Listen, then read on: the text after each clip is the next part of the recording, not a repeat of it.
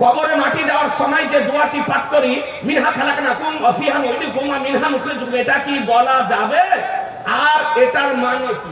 শুনেন, আন আবি উমামাতা ক্বালা লাম্মা উদিয়াত উম্মু কুলসুম বিনতে রাসূলিল্লাহ সাল্লাল্লাহু আলাইহি ওয়াসাল্লাম ফিল কবরে ক্বালা রাসূলুল্লাহ সাল্লাল্লাহু আলাইহি ওয়াসাল্লাম মিনহা খালাকনাকুম ওয়া ফিহা নুঈদুকুম ওয়া মিনহা নুখরিজুকুম। তারাতুল কুবরা আসনানুল কুবরা লিল বাইহাকি, তৃতীয় খণ্ড, পেজ নাম্বার 574, হাদিস নাম্বার 6726, মুসনাদে আহমদ দ্বাদশ খণ্ড, পেজ নাম্বার 443, হাদিস নাম্বার 22087, ইসনাদুহু হাসানুন, মাজমাউজ জাওয়াইদ প্রথম খণ্ড, পেজ নাম্বার 645, হাদিস নাম্বার আপনার 4239, হাদিসটির সনদ হলো হাসান।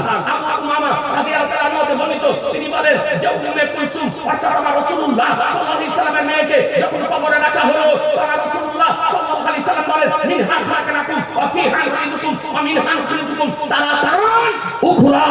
এই দোয়াটি বলা আপনার জায়েজ আছে। এ ব্রাদারান ইসলাম, আপনি ওয়াহাবি বলেন, দেওবন্দি বলেন, তাবলিগি বলেন, জামাতি বলেন, এমন কোন মা সন্তানের জন্ম দেয়নি যে কোনো ব্যক্তিকে মাটি দেওয়ার সময় কোরআন শরীফের এই আয়াতটি পাঠ করা আপনার না যাই প্রমাণ করতে পারে। অতীতও কারো পক্ষে সম্ভব হয়নি, ভবিষ্যতেও কারো সুবহানাল্লাহ সুবহানাল্লাহ ভবিষ্যতেও সম্ভব হবে না, হবে না, হবে না। জামাতের আকীদা বন্ধ করে পাহাড়ের মতো স্থির থাকবো, বলুন ইনশাআল্লাহ। ইনশাআল্লাহ, জোরে বলুন ইনশাআল্লাহ। ছোট ছোট করে বলেনি, কারণ আমার হাসি বোঝাতে আমি বুঝতে পারছি আমাদের বক্তব্য একাধিকবার শুনেছেন, আমরা এখন ওল্ড মডেলের হয়ে গিয়েছি। জি, কারণ 35-36 বছর থেকে বক্তব্য রাখছি। রামপুরহাটার মানুষও জানে, নলহাটির মানুষও জানে। আমার বক্তৃতার জীবন হচ্ছে 35 বছর। 35 বছরে স্টেজে আছি আপনার, তাদের বক্তব্য শোনার জন্য প্রস্তুত। মশলাগুলির উত্তর 5 মিনিটের মধ্যে দিয়ে দিয়ে একটু সহ্য করেন। মসজিদের মাইকে এত তারিখ রেশন দেবে, এই পুকুরে মাছ ধরা হবে, ছাগল হারিয়ে গেছে ইত্যাদি বিষয়ে ঘোষণা করা যাবে কি? যদি মসজিদের টাকাতে আজান দেওয়ার জন্য মাইক কিনা হয়, অথবা কোন ব্যক্তি যদি আজান দেওয়ার জন্য মাইক মসজিদে দাঁড় করে থাকে, তবে সেই মাইকে রেশনের প্রচার করা যাবে না, পুকুরে মাছ ধরার প্রচার করা যাবে না, মৃত ব্যক্তির প্রচার করা যাবে না, ছাগল হারিয়ে যাওয়ারও প্রচার করা যাবে না। তবে যদি কোনো ব্যক্তি মসজিদে মাইক দান করে, ওয়াকফ করে, আর যদি বলে আমি মাইকটা দিলাম, মিলাদও করবে, ছাগল হারিয়ে গেলেও বলবে, কিন্তু মানুষ মারা গেলে তারও ঘোষণা করবে, কেউ রেশন দিতে হলে তারও ঘোষণা করবে, আর মসজিদে আজানও দিবে। মাইক যদি হয় তবে যাই না, তাছাড়া মসজিদের টাকাতে যদি মাইক কিনা হয় বা কেউ যদি আজান দেওয়ার জন্য কেবলমাত্র ওয়াকফ করে থাকে, দান করে থাকে, তবে সেই মাইকে কোনো ধরনের ঘোষণা দেওয়া যাবে না। বক্স বা মাইকে নামাজ হবে কি? ব্রাদারান ইসলাম, আমরা বেরেলী শরীফের মান্যকারী, বেরেলী শরীফের ফতোয়া, তাজুস শরিয়ার ফতোয়া, মুফতি আজমে আলমের ইসলামের ফতোয়া, হাফেজে মিল্লাতের ফতোয়া, আজমাউল উলামার ফতোয়া, বুরহানে মিল্লাতের ফতোয়া, ব্রাদারান ইসলাম একাধিক উলামায়ে আহলে সুন্নাতের ফতোয়া যে 5 ওয়াক্তের নামাজ বলেন, জুমার নামাজ বলেন, ঈদের নামাজ বলেন, বকরাঈদের নামাজ বলেন, বক্স না মাইকে লাউড স্পিকারে পড়ানো যায় যায়।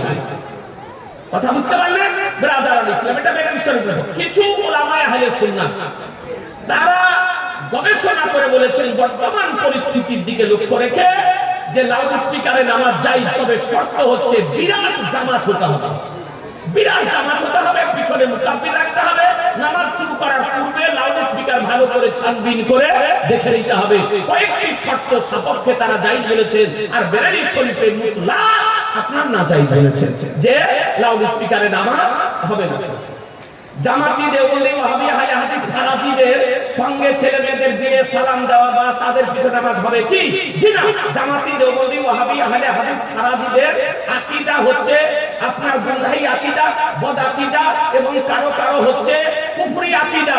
এই জন্য তাদের সঙ্গে ছেলে মেয়েদের বিয়ে দেওয়া যাবে না, তারা সালাম করলে সালামের উত্তর দেওয়া যাবে না, আর তাদেরকেও সালাম করা চলবে না, আর তাদের পিছনে নামাজ পড়া যাবে না, নামাজ পড়লে নামাজ হবে না। আচ্ছা, জাকির নায়েক, মিজানুর রহমান, ইয়াসিন, এদের ওয়াজ শোনা যাবে কি?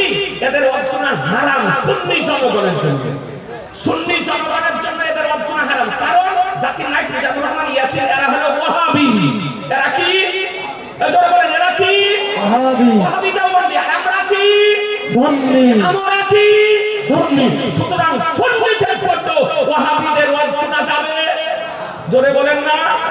আরেকটু জোরে না আজি জানে মোহতারাম, তাবিজ ব্যবহার করা যাবে কি? তাবিজ পরে আমরা বাথরুমে প্রবেশ করি, এটা কি ঠিক? জি।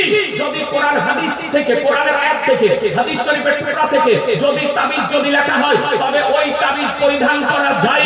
আজ পর্যন্ত বাংলাদেশের বলেন আর ভারতের বলেন, কোন ওয়াহাবি মৌলবী কোরআন হাদিস ইজমা কিয়াসের আলোকে আপনার কোরআন শরীফের আয়াত লেখা তাবিজ এবং হাদিস শরীফের টুকরা লেখা তাবিজ পরিধান করাকে আপনার না যাই প্রমাণ করতে পারেনি। দলিলের আলোকে আমি দায়িত্বশীলতার সঙ্গে যারা করতেছি তাদের নামই বলা যাবে, না যাই প্রমাণ করা সম্ভব হবে না। বেশক বেশক সুবহানাল্লাহ ইয়া রাসূলুল্লাহ জিন্দাবাদ জিন্দাবাদ। তাবিজের মধ্যে থাকে এই জন্যই তাবিজ প্রমাণ করে বাথরুমে দেওয়া যায়। আচ্ছা, মৃত ব্যক্তির নামে খাবার খাওয়ানো যাবে কি? জি হ্যাঁ, মৃত ব্যক্তির ইসালে সবের উদ্দেশ্যে খাবার খাওয়ানো যাবে। ফকিরকে খাওয়ান, মিসকিনকে খাওয়ান, দরিদ্রকে খাওয়ান, অসহায়কে খাওয়ান, আজকে গ্রামবাসীকে খাওয়ান, এ খাওয়ানো যাই হয়েছে। তবে মৃত ব্যক্তির উদ্দেশ্যে দাওয়াত করা নিষেধ। দাওয়াত করা কি নিষেধ, কিন্তু তাদেরকে ইসালে সবের জন্য আহ্বান করে বড়লোক ধনীদেরকে দাওয়াত করতে হয় না। বড়লোক ধনী গ্রামবাসীদেরকে ডেকে ইসালে সব করে তাদেরকে খাইয়ে দেন, যাই যাচ্ছে। আর ফকির মিসকিন অসহায় দুস্থ মানুষদেরকে ডেকে খাওয়ান, কিন্তু মৃত ব্যক্তির পিজা চাহাম চাল্লিশার জন্য কাঠ ছাপিয়ে দাওয়াত করা এটা হলো মামনু, এটা হলো নিষেধ। এটা আচ্ছা, গাঁজা খাওয়া কি যাই? গাঁজা খাওয়া হারাম, গাঁজা খাওয়া হারাম, গাঁজা খাওয়া চলবে না। কোনো ভাই ভাই খেয়ে থাকেন তোবা করে। আচ্ছা, লটারি কাটা বিক্রয় করা যাবে? জিনা লটারি কাটা পাতা জুয়া, পাতা জুয়া, গাছতলা গাছতলা আমতলাতে খেলা যে জুয়া, ঠান্ডা ঘরে এসি ঘরে বসেও খেলা জুয়া। সুতরাং লটারির টিকিটের ব্যবস্থা করা যাবে না, আর লটারির টিকিট কাটাও যাবে না। কোনো ভাই অভ্যস্ত যদি থাকেন তোবা করে নেন, খোদা লটারির টিকিট কাটা যাবে। আচ্ছা, গান শোনা কি যাই? গান শোনা, ফিল্ম দেখা, সিরিয়াল দেখা হারাম, শোনা যাবে না। তারপর মুসলমানের বাড়িতে, তারপরে বিয়ের বাড়িতে ডিজে বাজানো, এ আপনার কালো কালো হাতিকে নিয়ে যা বাজানো, থাপ থাপ থাপ থাপ থাপ করে বাজে, এ বাজানো হলো হারাম। যে সমর্থন করবে তারও পাপ হবে, যে টাকা দিবে তারও পাপ হবে, যে নাচানাচি করবে তারও পাপ হবে, আর যারা সমর্থন করবে তাদেরও পাপ হবে।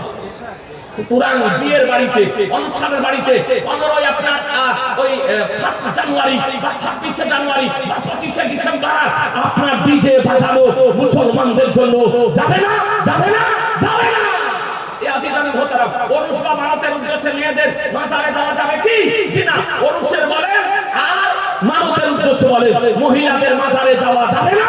মানত যদি মানে স্বামীকে দিয়ে, ছেলেকে দিয়ে, ইমামকে দিয়ে, ভাইকে দিয়ে আপনার মানত দিয়ে পাঠাবে, মহিলাদের মাজারে মানত নিয়ে যাওয়া যাবে না। মানতটা তার স্বামীকে দিয়ে আপনার পাঠাবে। মেয়েদের জামাত করে নামাজ পড়া যাবে কি? জি না, মেয়েদের জামাত করে নামাজ পড়া হলো মাকরুহ তাহরিমি, মাকরুহ তাহরিমি। মহিলাদের মসজিদে যাওয়া যাবে না, ঈদগাহতে যাওয়া যাবে না। এ বেরাদার মহিলা আলাদা করে মহিলারা ইমাম হয়েও নামাজ পড়তে পারবে না, আর পুরুষদের পিছনেও যেতে পারবে না। বুখারী শরীফের হাদিস শরীফ হতে প্রমাণিত। কথা বুঝে নিলেন? সুতরাং আপনার এটা আপনার যাবে না। আজি জানে মোহতারাম, মানুষ মারা গেলে 10 টাকা দিয়ে ভোজ করা যাবে কি? জি যাবে। 10 টাকা দিয়ে আপনার তার লোকজনকে খাওয়া যাবে। নিজের টাকা খরচ করলে ভোজ খাওয়ানো যাবে না, যাবে না। জি, যদি নিজের টাকা দিয়ে আপনি ইসালে সওয়াব করেন, ইসালে সওয়াব করা যাইজ আছে। ভোজ কেন বলছেন? মৃত ব্যক্তির উদ্দেশ্যে ইসালে সওয়াব করে দিলেন, গরিব মিসকিন অসহায় দুস্থ মানুষদেরকে আপনি খাইয়ে দিলেন। তবে ওই যে মরার দিন আপনার খানা দেন, এটা কিন্তু ঠিক নয়। আপনি গ্রামে একটা কমিটি রাখুন, 100 টাকা কি 200 টাকা করে একটা চাঁদা করে রাখুন, যে গ্রামে যদি কারো বাড়িতে মারা যায়, বিদেশি মেহমান আসলে তাদের জন্য একটা আমরা গ্রামের মানুষ আহারের ব্যবস্থা করি। আচ্ছা, জানাজার ময়দানে মৃত ব্যক্তির দাওয়াত করা যাবে না, যাবে না? মৃত ব্যক্তির দাওয়াত, হ্যাঁ দাওয়াত করতে পারেন যে এখনই আমার পিতার ইসালে সওয়াব হবে, ফাতিহা হবে, আপনাদেরকে অনুরোধ করছি ফাতিহাতে অংশগ্রহণ করবেন।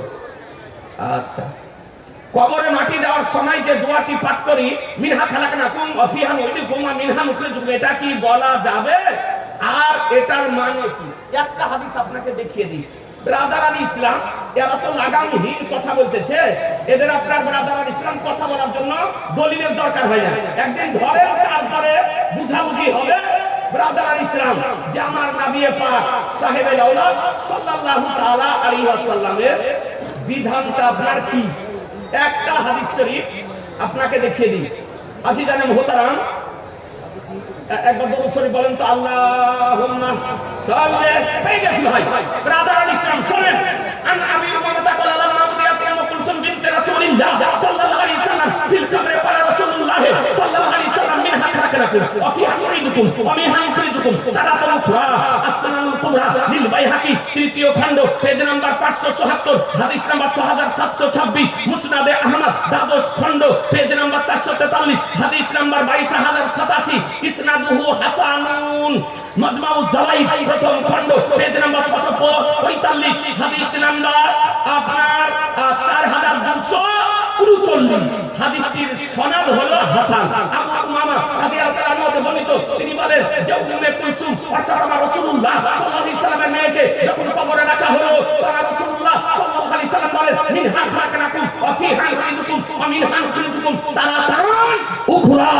এই দোয়াটি বলা আপনার জায়েজ আছে। এ ব্রাদার ইসলাম, আপনি ওহাবি বলেন, দেওবন্দি বলেন, তাবলিগি বলেন, জামাতি বলেন, এমন কোন মা সন্তানের জন্ম দেয়নি যে কোনো ব্যক্তিকে মাটি দেওয়ার সময় কোরআন শরীফের এই আয়াতটি পাঠ করা আপনার না যাই প্রমাণ করতে পারে।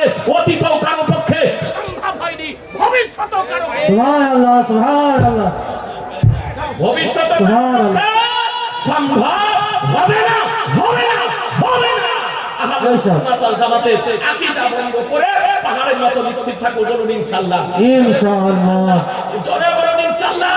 ইনশাআল্লাহ। কোরআন হাদিস যেখানে আমরা আছি সেখানে, কোরআন হাদিস যেখানে আমরা আছি সেখানে, যেখানে আমরা আছি সেখানে, যেখানে মিলাদ কিয়াম যেখানে, আমরা আছি সেখানে, ফাতিহা যেখানে, আমরা আছি পীর ওলি আউলিয়া যেখানে, আমরা আছি মুহাম্মদ সেখানে, সাল্লাল্লাহু আলাইহি যেখানে, শবে মারাফিতে মিলাদুন নবী যেখানে, আমরা আছি সেখানে। তাকবীর, আল্লাহু আকবার, ইয়া রাসূলুল্লাহ, হযরত জিন্দাবাদ, নারায়ে তাকবীর। আল্লাহু আকবার। আলাইনা ইল্লাল বালাগ, আস্তাগফিরুল্লাহ রাব্বি মিন কুল্লি জামবি ওয়া আতুবু ইলাইহি, লা ইলাহা ইল্লাল্লাহ মুহাম্মাদুর রাসূলুল্লাহ সাল্লাল্লাহু তাআলা আলাইহি ওয়াসাল্লাম। আসসালামু আলাইকুম।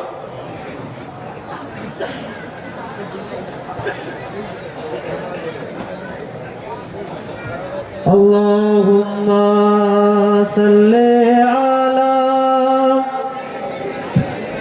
মাওলানা মুহাম্মদ ওয়া আলা আলি সাইয়্যিদিনা মাওলানা मुहम्मद। तिश्नगी जम गई पत्थर की तरह होठों पर, तिश्नगी जम गई पत्थर की तरह होठों पर, डूब के भी मैं तेरे दरिया से प्यासा निकला। আপনাদেরকে শুনতে ভালো লাগছে তো? আপনারা বুঝতে পারছেন? সবাই জেগে আছেন? গোরস্থানে আছেন না হিন্দুস্তানে আছেন? হ্যাঁ, না জালসার স্থানে আছেন? জালসার স্থানে আছেন, তাই না? গোরস্থান কেন বললাম বাপ? গোরস্থানে তো কোনো আওয়াজ হয় না, আর জালসার স্থানে আওয়াজ হয়, ঠিক না? তো এতক্ষণ ধরে আপনারা যিনার বক্তব্য শ্রবণ করতেছিলেন, বর্তমান সময়ে শুধু পশ্চিমবঙ্গ নয়, ভারত, বাংলাদেশ, বীরভূম, মুর্শিদাবাদ, বর্ধমান, মালদা, দিনাজপুর, সবপুরেই যেখানেই যাবেন, যার নাম শুনলে বাতিল ফিরকা বাদাকিদা এক ইশারায় বুঝে যায় যে তিনি হচ্ছেন আপোষহীন বক্তা, তিনি হচ্ছেন আমাদের সবার গার্জেন। যত মুফতি দেখছেন, মাশাআল্লাহ, আলহামদুলিল্লাহ, এই স্টেজে ওলামায়ে দ্বীনের কমি নেই। আপনারা যেমন সংখ্যায় আছেন, আমার মনে হয় ওলামায়ে কেরামগণ সে সংখ্যা এখানে মজুদ আছেন, তো সবারই তিনি গার্জেন। যাই হোক, তিনি বক্তব্য শুনলেন, এবার আমাদের সার্জেন তিনার বক্তব্য শুনতে হবে।